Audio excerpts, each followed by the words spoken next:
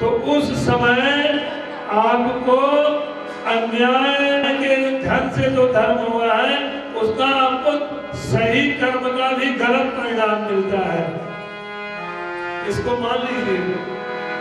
इसीलिए अन्याय से कमाए हुए धन से धर्म मत ही करो, लेकिन मत करो चलेगा, लेकिन अन्याय से उपार्जित किए हुए धन से आप जब धर्म करोगे तो जब उसका फल मिलने का समय होगा तो उसका परिणाम गलत होगा।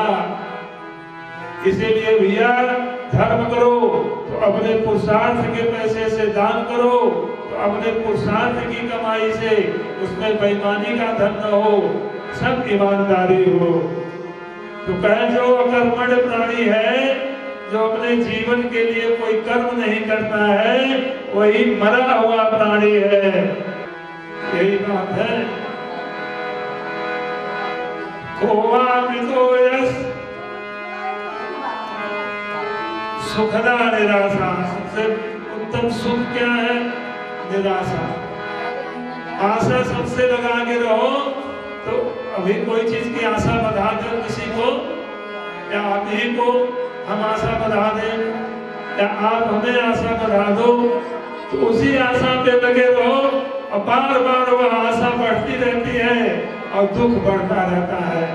इसीलिए किसी को कभी आशा नहीं लगानी चाहिए, आशा नहीं लगानी चाहिए। कितना सुंदर उत्तम मधुर यह उपदेश गुरु जी का है, जिसको अपने ही जीवन में धारण करके जिस जीवन से पार होने का मार्ग है, सूक्ष्म गति है या साधारण गति, इसी प्रकार जीवन जीते जीते आप परमात्मा को प्राप्त कर लोगे। या तो मूलाधार से लेके सहस्त्रार तक हठ योग के द्वारा, हठ के द्वारा, श्वासों के द्वारा प्राणवायु को खींचकर मूलाधार से सहस्रार तक आवागमन करता हुआ उस पर ब्रह्म कारण करुणामय वाले दिव्य स्वरूप, ज्योति स्वरूप परमात्मा का ध्यान करता हुआ आप अपने जीवन को, ये सब सत्या मुक्ति के लक्षण है, गुण है। जो चाहे मुक्ति वो कर ले भक्ति, जो नहीं मुक्ति चाहता, जो धन दौलत चाहता है कुबेर की पूजा करे, जो पुत्र चाहता है प्रजापति की पूजा करे, जो कल्याण चाहता है शिव की पूजा करे। ब्राह्मणों के आराध्य शिव हैं, क्षत्रियों के आराध्य विष्णु हैं, वैश्यों के आराध्य ब्रह्मा हैं, शूद्रों के आराध्य गणेश भगवान हैं। ये चार वर्णों को, चार देवताओं की पूजा, ये हमारे पुस्तकों में सब गलत फलत लिख दिए हैं, पहले से ही है।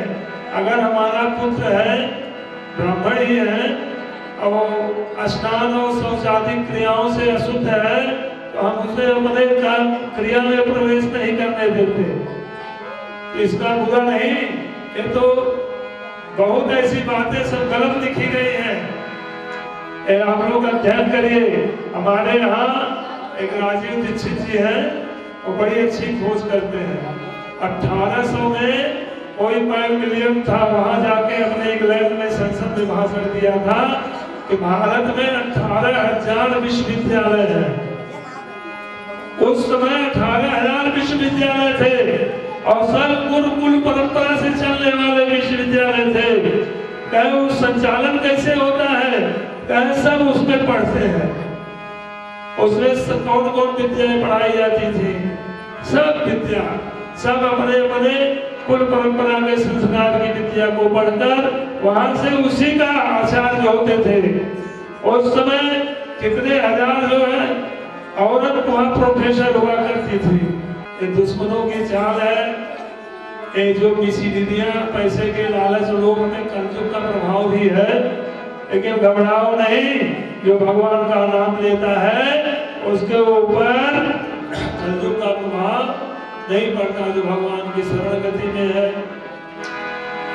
इस संसार में जैसे यज्ञ हो रहा है, गृहस्थों को पांचों देवों की पूजा प्रतिदिन करनी चाहिए। मंत्र किसी का भी ले लो, इन्हीं पांचों में इष्ट बनाना चाहिए और पांचों में कोई भेद नहीं रखना चाहिए। जो भेद रखता है उसे किसी की भी प्राप्ति नहीं होती है, चाहे वह विष्णु भगवान है, सूर्य भगवान है, गणेश जी है, दुर्गा मैया है और शंकर जी है। इन पांचों देवता में कोई भेद नहीं है। सृष्टि के लिए इन पांचों ने ही उद्यम करके हमें आपको रचाया है, बसाया है, हमें आपको जिलाया है, पालन करना है, भरण करना है, पोषण करना है। जो इच्छा आप कर रहे हो सो हो रहा है। तो गृहस्थ आश्रम के बाद वानप्रस्थ में जाओगे तब वानप्रस्थी गुरु को बनाइए। गृहस्थ आश्रम में आप गृहस्थ आश्रम के धर्म कर्म को इसीलिए सबके, ऐसा कोई यहाँ नहीं जो बैठे हैं, ऐसा कोई नहीं है जिनके कुल गुरु न हो। ऐसा कोई भी जात ना हो, सबके गुरु और पुरोहित होते हैं कि नहीं होते? बोलिए, सबके कुल गुरु हैं, कुल पुरोहित हैं, चाहे वह किसी भी जात में है। अब छोड़ दो, मत मानो गुरुओं को, तुम्हारी अलग की बात है। कई पीढ़ी दर पीढ़ी से कुल गुरु की आत्मा अपने शिष्यों के कुल से लगी रहती है, इसलिए कभी कुल गुरुओं का परित्याग नहीं करना चाहिए।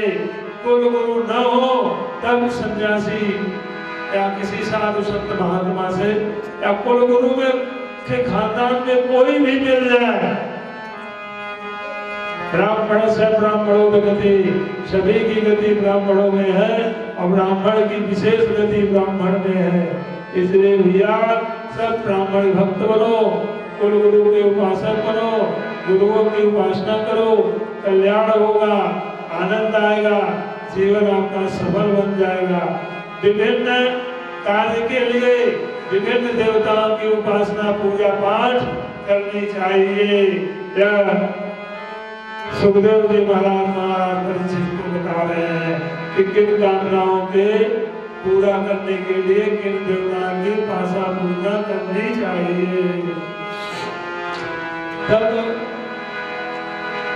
परीक्षित जी महाराज पूछते हैं कि प्रभु गुरुदेव, यह सृष्टि बनी कैसे? यह सृष्टि कैसे बनी? इसमें कैसे कैसे सृष्टि का क्रम चला, आप हमको बताइए। तो सुखदेव जी महाराज कहते हैं कि ब्रह्मा ने इच्छा किया मैं एक बहुत हो जाऊं।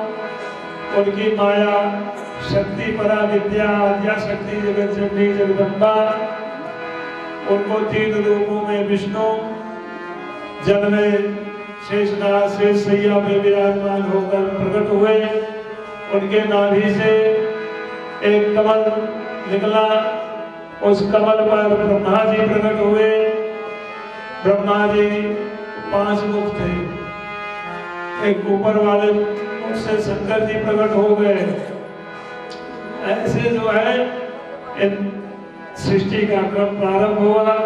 फिर वही आद्या शक्ति जगत जननी जगदम्बा परम्बा माया जो भी कहिए, वही जो है रमा उमा दुर्गा के रूप में सब प्रकट हुई।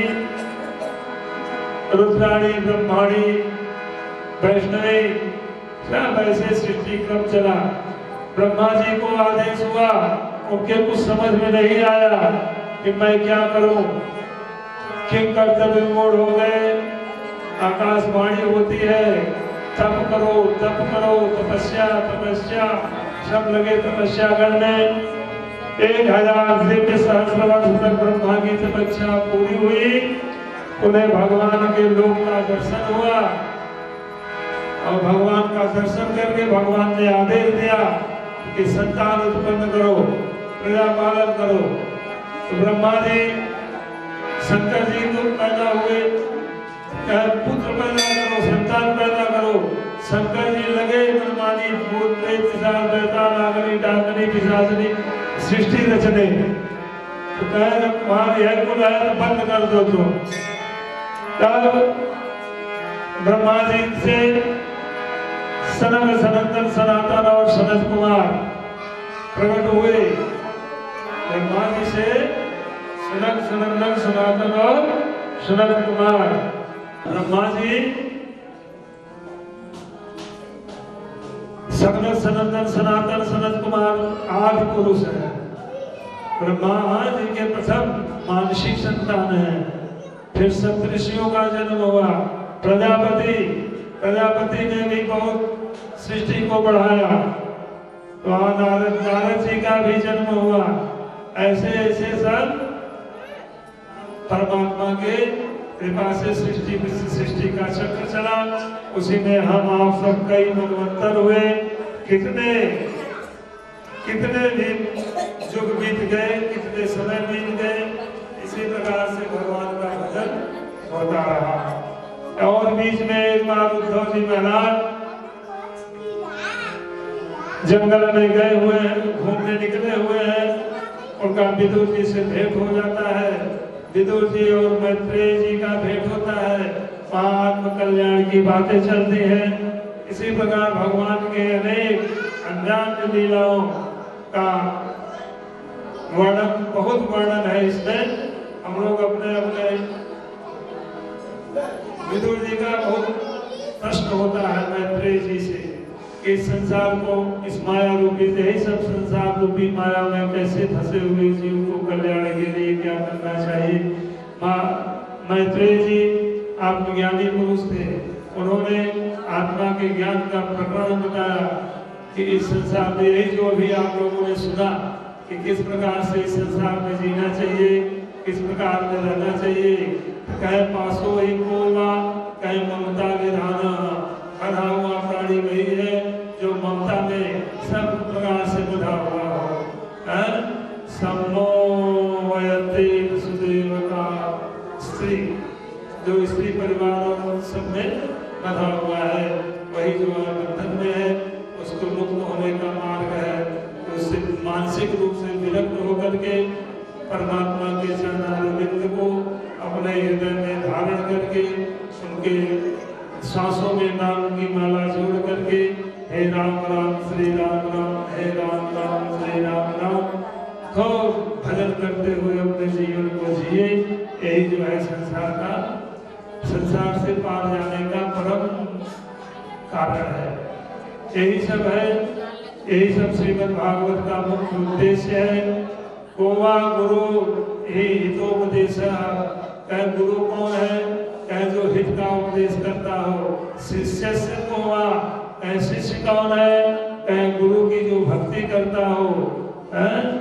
ओ दीर्घ रोगो, दीर्घ रोग कौन है? कहे जो इस संसार में भवसागर में बंधा हुआ है। यह भवसागर ही दीर्घ रोग है। इससे पार होने में कई साल लगेगा, 100 साल। सर्दी जुकाम बुखार कुल रोग तो 6 महीना 5 महीना साल भर 2 साल ऐसे ठीक हो जाता है।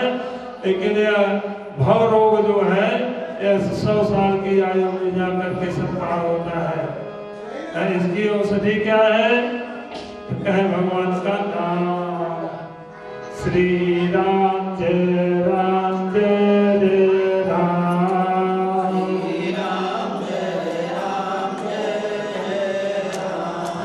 श्री राम जय राम जय जय राम,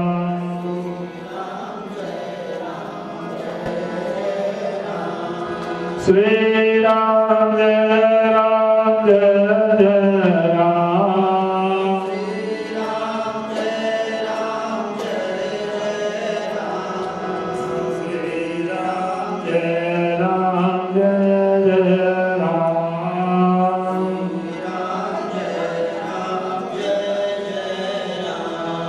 श्री राम जय राम जय जय राम, श्री राम जय राम जय जय राम,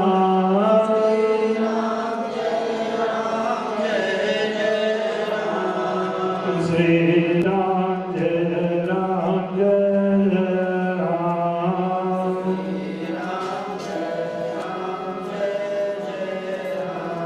हम श्री राम जय राम जय राम।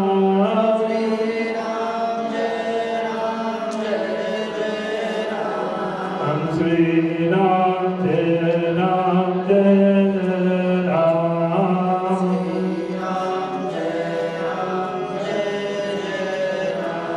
इसी प्रकार सृष्टि का क्रम बताते हुए ब्रह्मा जी कहते हैं कि ऐसे ही सृष्टि सब बढ़ गई और हम आप सब उसी सृष्टि के क्रम का कारण है। और कई प्रकार से अंडज पिंडज कुंभज कितने प्रकार से ऊष्मज शरीर बिना संबंध के शरीर पैदा होते हैं जीवों के, जिसे ऊष्मज गर्मी के द्वारा, जहाँ बहुत गर्मी होता है देखो